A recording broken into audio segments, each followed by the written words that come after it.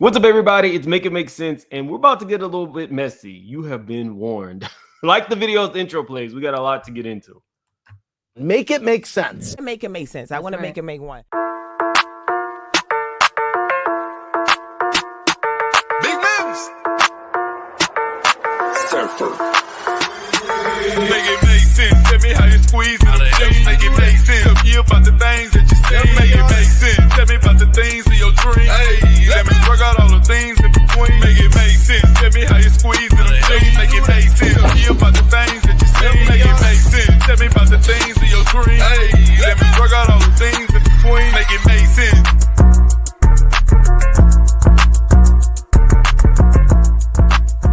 I remember when Candy Hair used to look like this. I fly above. I fly above. I fly. No, that want you? No, I fly above.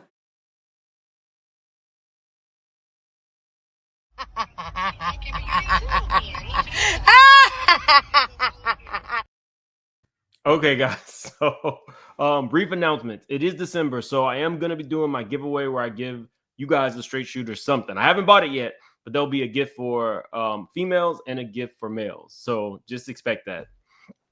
Also, we give back around here. There's a straight shooter whose roof collapsed on her. So I don't know how I'm going to roll that out, but I'll definitely be giving. I'll let you guys know details about that. You know, we're messy, but we also give back. That's the duality of this channel. But today we got to be messy. So if you've been following my channel for a while, there were some things that we talked about last year. One of those things being Tamika Scott. I'm sorry, Tamika, LaTocha, Candy, and Tiny of the group Escape. But emphasis on LaTocha Scott. LaTocha Scott of Escape had one hell of a year last year. Let's get into it. There was a television show that centered around the group Escape, and everybody was extremely into this show. But what we found out was some very alarming things about LaTocha Scott. Allegedly, she had been stealing money from her sister. Allegedly, her husband had been skimming money off the top. Allegedly, there was a mistress who did an interview with Tasha K, and she was using the Bravo show centered around Escape to roll out for a second time her solo career. We found all this out. It was a hell of a lot of stuff that we found out. Her husband gave us moments like this. This ain't stealing. They were talking about they were Bonnie and Clyde. It was one hell of a ride while that show was on. So Escape, the group, is no longer a foursome. They are now a threesome who is kind of surviving and thriving and making a lot of money doing it. They stay booked. But back to LaTocha. So she did not have the best year, but most people feel like she brought it on herself. The goal was to become a Motown artist in gospel and let the group, I guess, dissipate or fizzle like it did before. She very famously told the girls way back in the 90s when the group was still a top-selling group, I think it was like 93, 94, maybe 95. They were going platinum.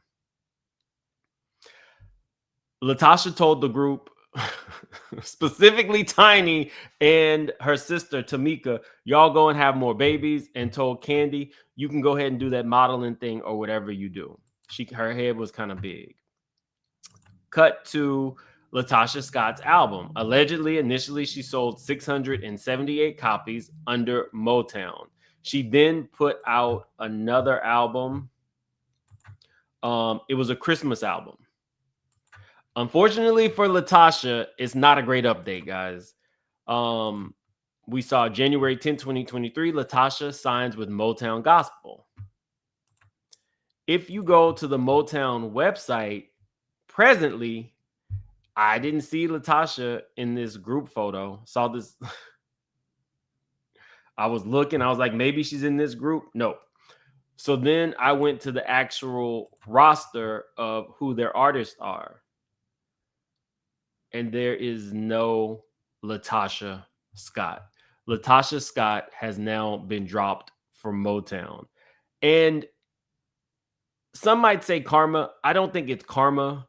I do think that LaTocha had somebody in her head, and instead of maybe acknowledging some of the he had been doing, she just let it ride. She stuck with her husband, even after they brought proof that he had been skimming off the top. I don't know where LaTocha goes now. If you look at her Instagram, she shaved everything off. There's absolutely nothing. She had already taken everything off Rocky. If you go to the Escape Instagram, they're happy, they're working, they're touring. Candy is now producing plays with the likes of Denzel Washington and Samuel L. Jackson. Tiny just won some like $40-50 million lawsuit. And Tamika just bought all this land where she is building generational wealth. In addition to her husband, who continuously works, he's a bodyguard for like rich and famous people. They're all making money. Except for LaTocha. I low-key kind of feel bad.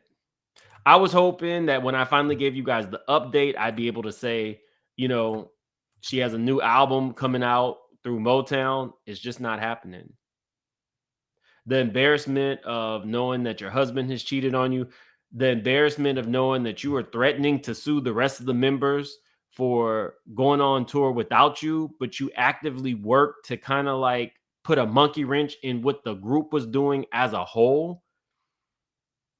I don't know where LaTocha comes from. I don't know where she goes from this. I highly doubt that the group Escape is going to want her back, especially since there's no more drama. And LaTocha isn't necessarily missed.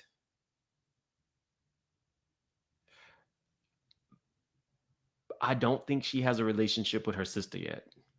We also found out that in not just a $30,000 check, but there were more times and instances where she allegedly stole money from her sister.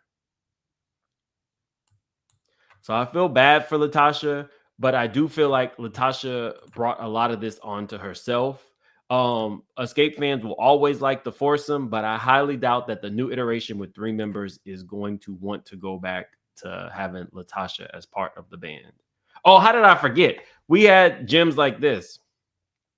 This is LaTocha's tour bus, where again, her husband Rocky, who used to work for R. Kelly, was showing us with her face.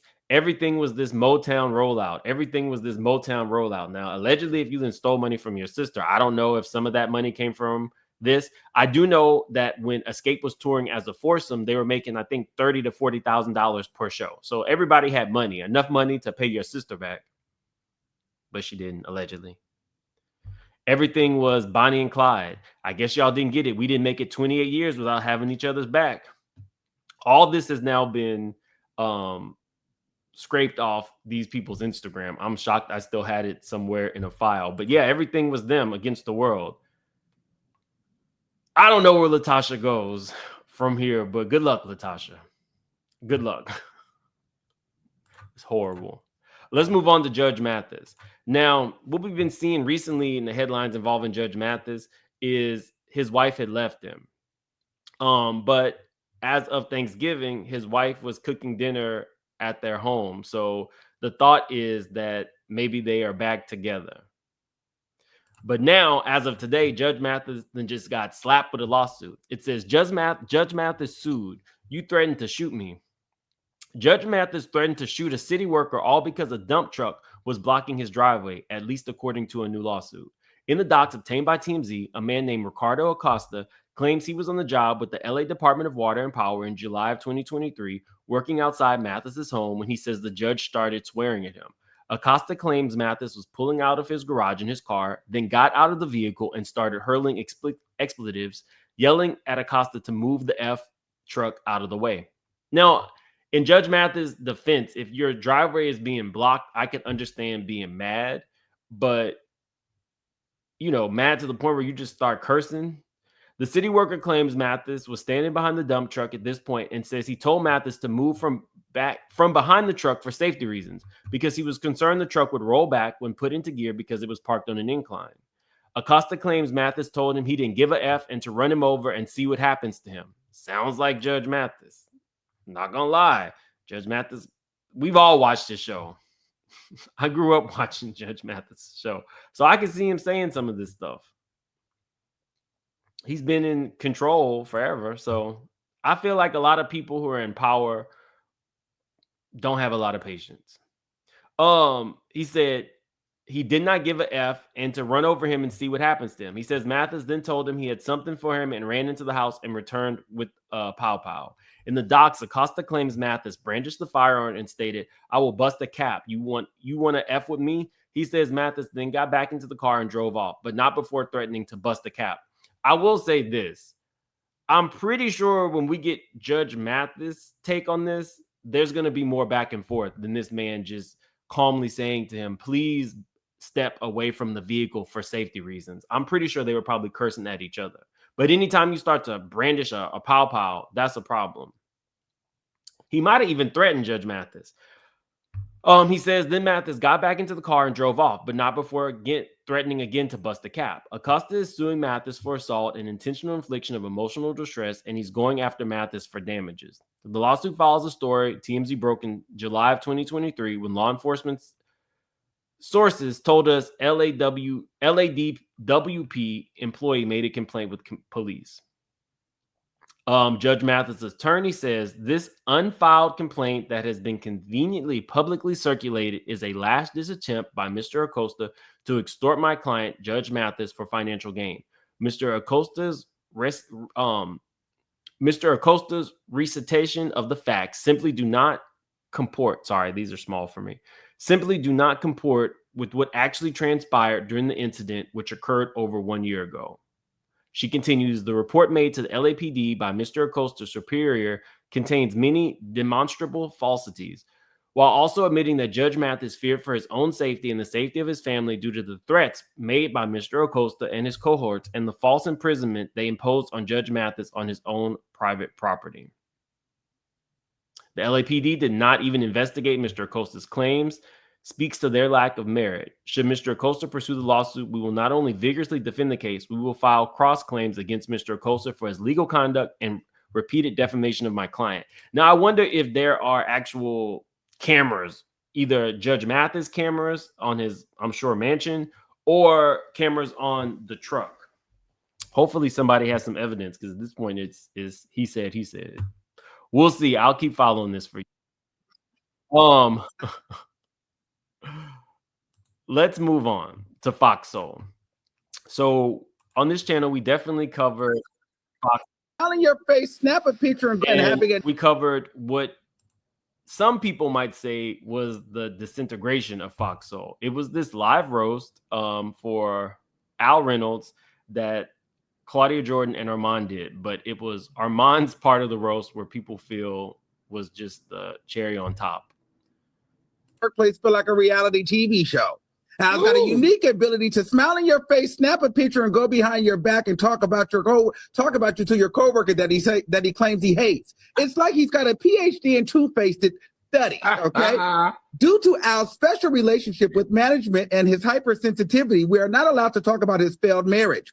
So even though he's brought it up many times, I'll steer clear of that topic to keep my job.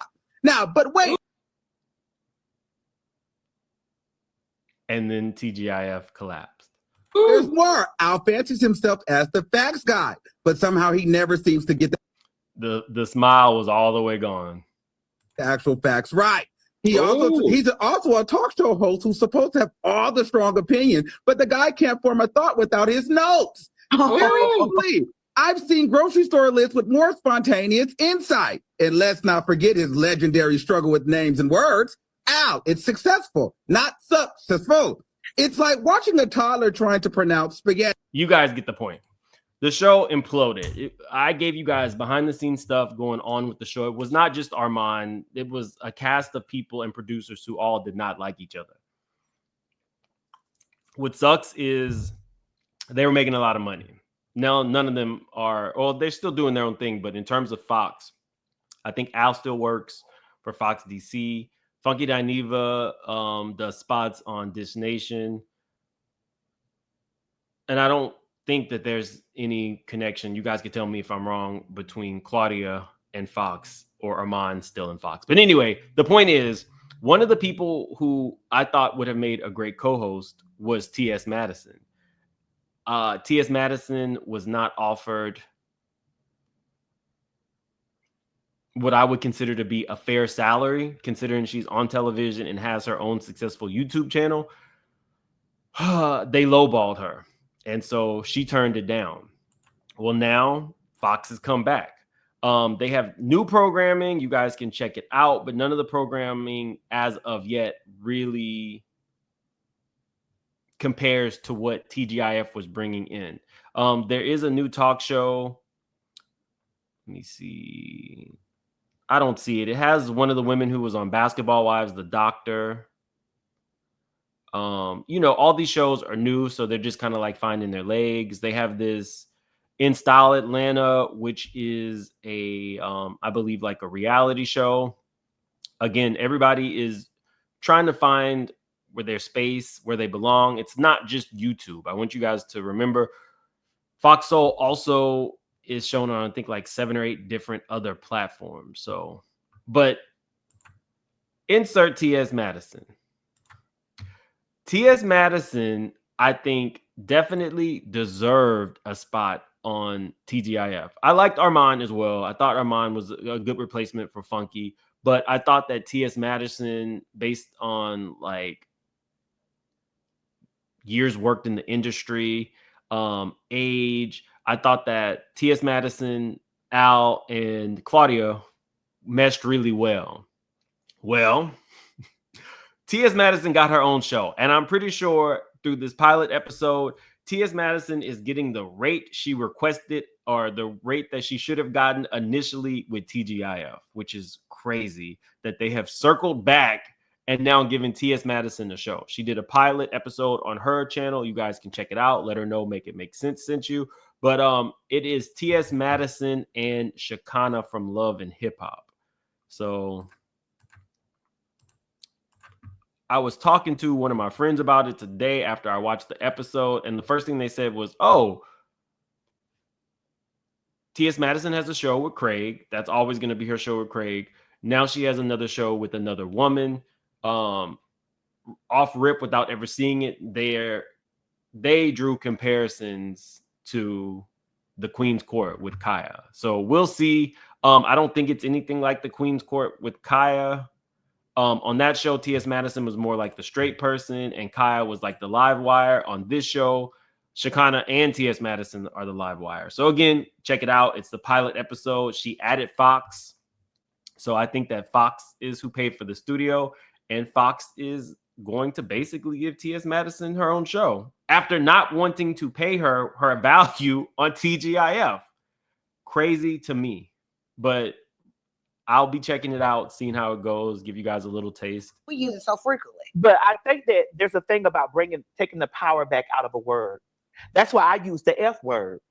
What? Oh, I use the F word because I have taken the She has a show called PHAG. energy, the vitriol, the evilness, the darkness outside of the word. and you can use it, I can use it. but I can't.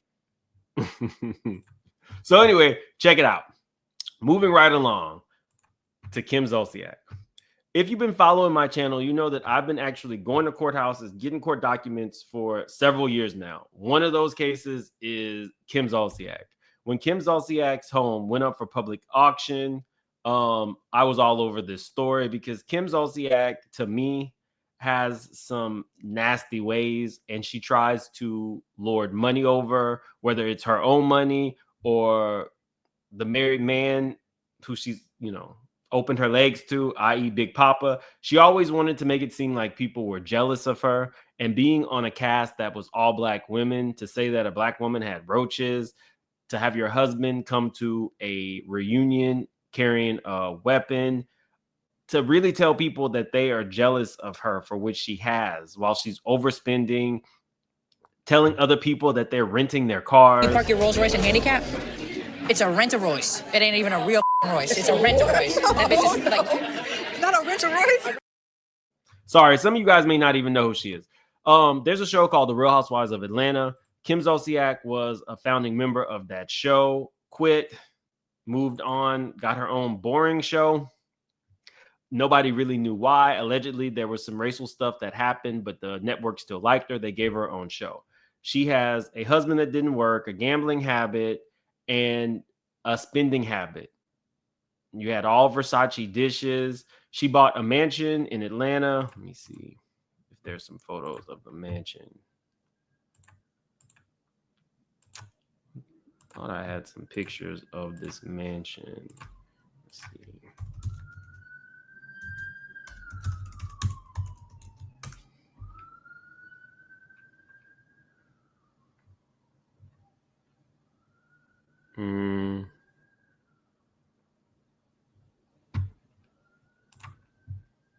Here we go.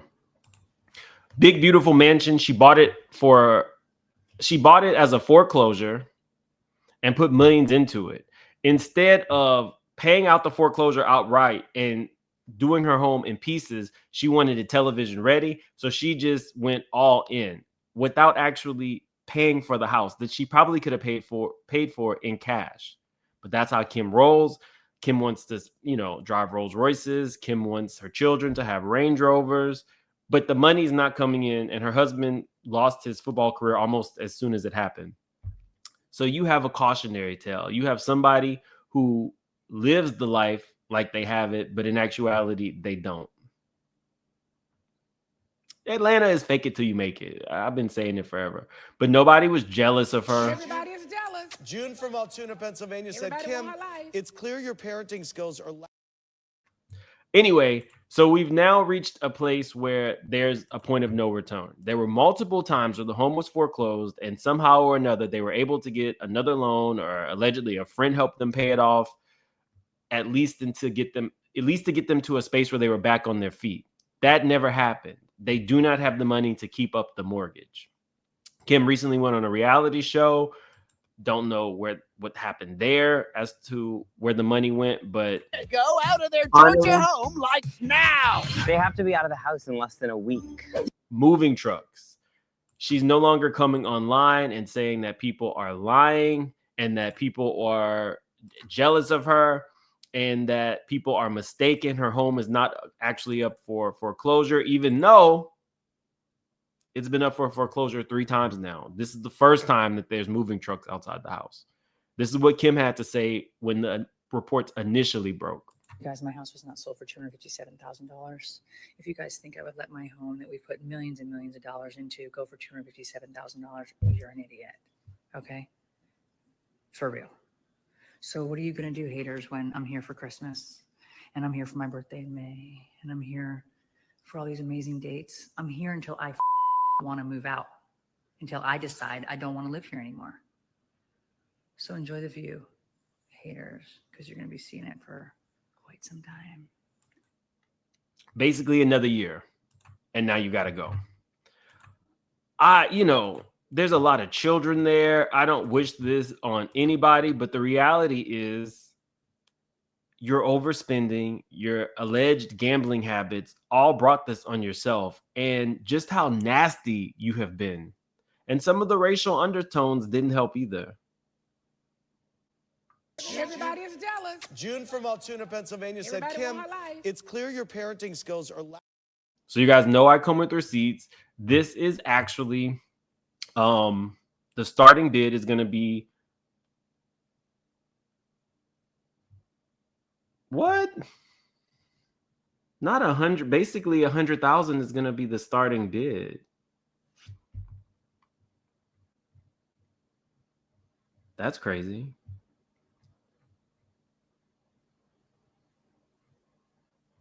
I'm gonna have to look back into that, and I'll let you guys know. But basically, yes, her home is up for auction as of today. We will see what happens. If she actually has 2. She has 2 mortgages. the first one is the primary, so that one's gonna go first, but then the secondary has to get paid as well. So I don't know what's gonna go on. She got a whole bunch of children. She got like a baker's dozen over there. So I don't wish that on anybody, but Kim has definitely done this to them herself, and we'll see where that goes. Guys, I'll be giving you more updates, more stories like this. We're not just a Diddy channel, so definitely like the video, subscribe if you are not. We are well on our way to 200,000 subscribers. I appreciate each and every one of you, and unless something else crazy pops off, see y'all tomorrow. If some Diddy stuff pops off, maybe we'll go on tonight. But as of right now, these are some updates that needed to happen. So have a good one. Stay safe, y'all.